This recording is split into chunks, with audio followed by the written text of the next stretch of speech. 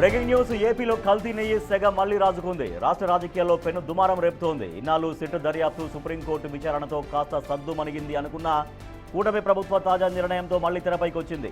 కల్తీ నెయ్యి పాపం ఎవరిదని తేల్చేందుకు ప్రభుత్వం రంగం సిద్ధం చేసింది. ఇందులో భాగంగా బాధ్యులందరిపై చర్యలు తీసుకునేందుకు రిటైర్డ్ సీఎస్ దినేష్ కుమార్ నేతృత్వంలో ఏకసభ్య కమిటీని ఏర్పాటు చేసింది.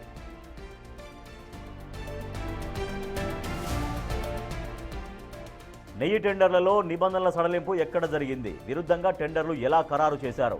సిట్ నివేదికలోని వైఫల్యాలు ఏంటి?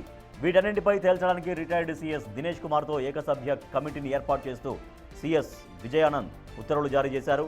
45 రోజుల్లో నివేదిక ఇవ్వాలని డెడ్ లైన్ కూడా పెట్టారు. దీంతో రేపటి నుంచే దినేష్ కుమార్ రంగంలోకి దిగబోతున్నారు. కానీ ఏకసభ్య కమిటీ ఏర్పాటుపై వైసీపీ అగ్గి మీద గుగ్గిలమవుతోంది. అసలు సిబిఐ సిట్ దర్యాప్తు కొనసాగుతుండగా కొత్తగా ఈ ఏకసభ్య కమిటీ ఎందుకు అని ప్రశ్నిస్తోంది. ఎన్డీఆర్ఐ, ఎన్డీడీబీ రిపోర్ట్లు, సిట్ ఛార్జ్షీట్ కానీ జంతువుల కొవ్వు కలవలేదని చెప్పాయి కదా అంటూ పాత రిపోర్ట్లను గుర్తు చేస్తోంది వైసీపీ. అలాగే దినేష్ కుమార్ గతంలో చంద్రబాబు హయాంలో సీఎస్గా పనిచేశారు. ఆయన బాబుకు అనుకూలమైన వ్యక్తి. దీనివల్ల నిష్పక్షపాత విచారణ ఎలా సాధ్యం అంటూ వైసీపీ నిలదీస్తోంది. జగన్మోహన్ రెడ్డి గారి మీద బురద జల్లాలి, తద్వారా లబ్ధి పొందాలన్నటువంటి ఉద్దేశంతో మాత్రమే ఈ కొత్త కమిషన్ను వేసినారు అన్నటువంటి దాంట్లో ఏ రకమైనటువంటి అనుమానాలు లేవు. నిజానికి వీళ్ళన్నట్టుగా సంబంధిత బాధ్యత అధికారుల మీద చర్యలు తీసుకోవాలంటే ఆల్రెడీ సింఘాల్ గారిని ట్రాన్స్ఫర్ చేసినారు, బాలాజీని సెలవు మీద పంపించినారు. కానీ అందులో బోర్డు సభ్యుల మీద కూడా, అంటే బోర్డు సభ్యులుగా ఉన్నటువంటి మా మీద, బోర్డు అధ్యక్షుని మీద అంటే సుబ్బారెడ్డి మీద, అధికారిగా ఉన్నటువంటి ధర్మారెడ్డి గారి మీద, వీళ్లను మమ్మలను సమాజంలో బదనాము చేయటానికి ఈ 45 రోజుల పాటు రోజు ధర్మారెడ్డి, సుబ్బారెడ్డి, కరుణాకర్ రెడ్డి, భాస్కర్ రెడ్డి దీనికి బాధ్యులు అనని ఇక చంద్రబాబుకు సంబంధించినటువంటి పచ్చ మీడియాలో బాకాలు ఊదినట్టుగా ఊదటానికే ఈ వన్ మ్యాన్ కమిషన్ ఏర్పాటు చేసినారు అన్న దాంట్లో ఏమాత్రము కూడా అనుమానం లేదనేటువంటి విషయాన్ని స్పష్టీకరిస్తూ కల్తీ నెయ్యి వ్యవహారం పైన ఆంధ్రప్రదేశ్ ప్రభుత్వం మాజీ సీఎస్ దినేష్ కుమార్ నేతృత్వంలో ఏకసభ్య కమిటీని ఏర్పాటు చేసింది. సో దీన్ని తీవ్రంగా వైఎస్ఆర్ కాంగ్రెస్ పార్టీ ఆక్షేపిస్తుంది. గతంలో చంద్రబాబు ప్రభుత్వంలో సీఎస్గా పనిచేసినటువంటి అధికారి, చంద్రబాబుకు అనుకూలంగా ఉండే వ్యక్తి దినేష్ కుమార్. సో ఆయన చేసేది ఏంటి? ఆల్రెడీ సిబిఐ దర్యాప్తు కొనసాగుతోంది, సిట్ దర్యాప్తు కొనసాగుతుంది, మళ్ళీ ఇది ఎందుకు అంటూ వైసీపీ అభ్యంతరం వ్యక్తం చేస్తుంది. మా ప్రతినిధి శివ మరింత సమాచారం. సార్ శివ, వైసీపీ ఓవైపు అభ్యంతరాలు వ్యక్తం చేస్తుంది, మరోవైపు అయితే ప్రభుత్వం ముందుకెళ్ళింది. ఆల్రెడీ మాజీ సీఎస్ దినేష్ కుమార్ నేతృత్వంలో ఏకసభ్య కమిటీని ఏర్పాటు చేసింది. సో ఆయన పని ఎప్పుడు మొదలు కాబోతోంది? ఎటువంటి ఆధారాలు అవన్నీ కూడా ఆయన సేకరించబోతున్నారు? రాజేష్, మొత్తం మీద చూసుకుంటే తిరుమల కల్తీ నెయ్యి వ్యవహారం దాదాపుగా సద్దుమణిగిందనే వ్యవహారం జరిగింది. కానీ తాజాగా అసెంబ్లీ సమావేశాల నేపథ్యంలో మరొకసారి ఆ అంశం తెర మీదకి వచ్చింది. ఇప్పటికే సిట్ కావచ్చు, సిబిఐ కావచ్చు, అతను ఇచ్చిన దర్యాప్తు బృందాలు, అనేక దర్యాప్తు బృందాలు వీటికి సంబంధించి కూడా నిజాన్ని తెలిసిన పరిస్థితి కనిపించింది. జంతు కొవ్వు కలవలేదని చెప్పి వాళ్ళు చెప్తుంటే కలిసిందని చెప్పి చెప్తున్న పరిస్థితి.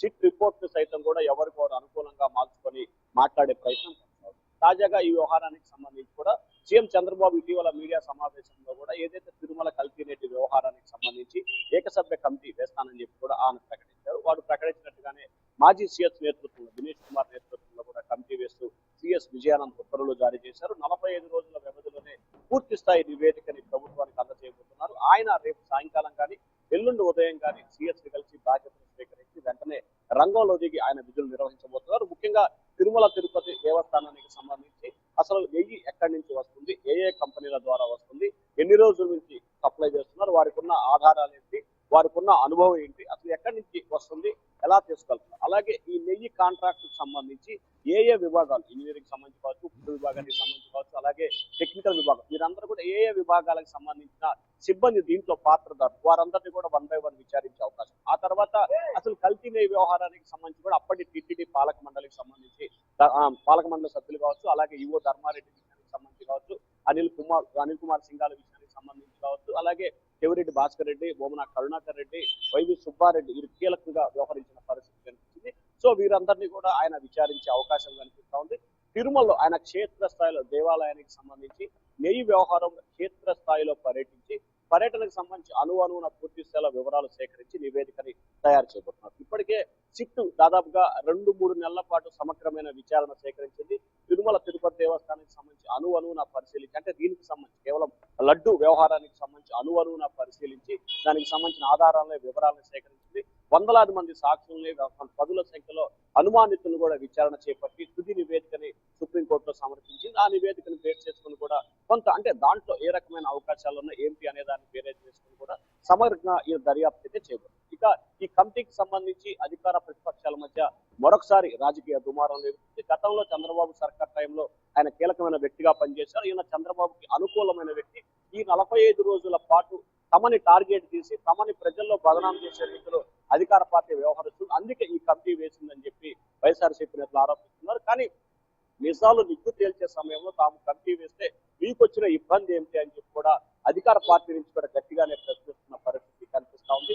సో అధికార ప్రతిపక్షాల మధ్య గత 4-5 రోజులుగా శాసన మండలిలో కావచ్చు, అసెంబ్లీలో కావచ్చు, లేకపోతే బయట కావచ్చు, అధికార ప్రతిపక్ష పార్టీల మధ్య కల్తీ నెయ్యి వ్యవహారం పెను దుమారాన్ని రేపుతుంది. ఆ దుమారానికి సంబంధించి సద్దుమణిగించే విషయం కావచ్చు, లేకపోతే వాస్తవాలు వెలికి తీసే అంశానికి సంబంధించి కావచ్చు, ప్రభుత్వం కమిటీ వేసింది కాబట్టి ఆ కమిటీ దాదాపుగా వచ్చే 48 గంటల్లోనే ఛార్జ్ తీసుకొని విచారణ ప్రారంభించబోతా ఉంది. Rajesh. Right, thank you Shiva.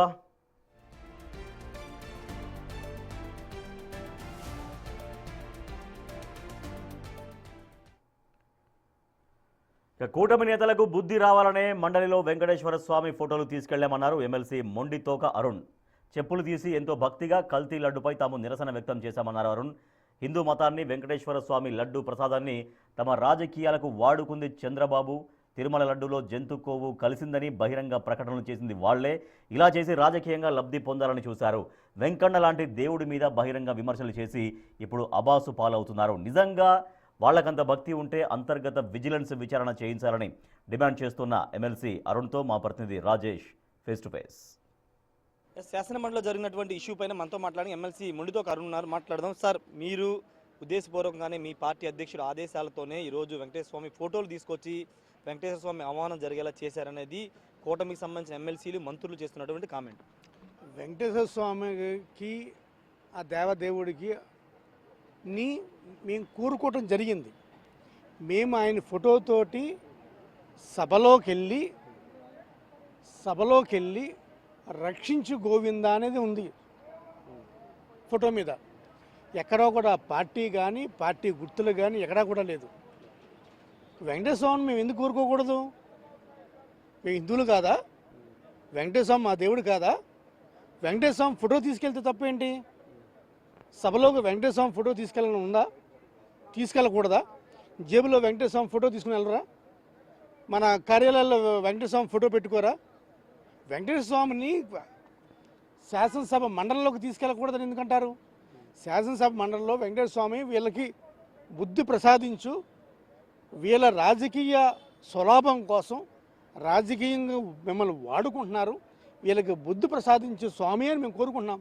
అది అందులో తప్పే ఉంది? అందులో నాకు చెప్పండి, అందులో తప్పేంటి? అంటే లేని ఇష్యూని తీసుకొచ్చి ఆ ఇష్యూలోకి, కల్తీ లడ్డు ఇష్యూలోకి వెంకటేశ్వర స్వామి తీసుకొస్తున్నారు అనేది వాళ్ళు. అరే, ఇష్యూ వచ్చే వెంకటేశ్వర స్వామి ఇష్యూ మీద అది ఎవరో కాదు, చంద్రబాబు నాయుడు గారు చెప్పారు. చంద్రబాబు నాయుడు గారు ఎవరు చెప్పారు నెయ్యిలో కల్తీ కలిసిందని? ఏమైనా రిపోర్టులు చెప్పినాయా? లేకపోతే ఇది ఏజెన్సీ చెప్పిందా? ఆయనగా చెప్పింది. ఈ ప్రపంచంలో ఎప్పుడూ లేని విధంగా ఒక వెంకటేశ్వర స్వామి భక్తుడిగా తిరుమల తిరుపతి దేవస్థానంలో ఇచ్చే లడ్డుల్లో పందికో ఉందని మాట్లాడతాడా? గొడ్డుకో ఉందని మాట్లాడతాడా? యానిమల్ ఫ్యాట్ ఉందని మాట్లాడతాడా? బాత్రూమ్స్ క్లీన్ చేసే కెమికల్ ఉందని మాట్లాడతాడా? ఏం మాట్లాయి? అసలు వెంకటేశ్వర స్వామి నిజమైన భక్తుడు ఈయనేనా? నిజమైన భక్తుడికి ఏం చేయాలి? వెంకటేశ్వర స్వామికి నిజంగా ఏదైనా కల్తీ జరిగితే ఒక విజిలెన్స్ని రిపోర్ట్ తెప్పించుకొని దానికి విచారణ చేయించాలి. ఈ వయసులో స్వామివారు దర్శించుకోవడమే మహానందం. స్వామివారి దగ్గర సేవ చేసుకుంటే మహానందం. అటువంటిది చేసుకోకుండా స్వామివారిని నిందిస్తారా? అటువంటి స్వామివారిని నిందించడమే కాకుండా ఈరోజు లడ్డు తీసుకొచ్చి లడ్డులో కల్తీ కలిపిందని చెప్పి దానికి ఎవరు వేశారు సిట్టు? ఎవరు కొడితే వేశారు సిట్టు? ఆ సిట్లో సభ్యులు ఎవరు?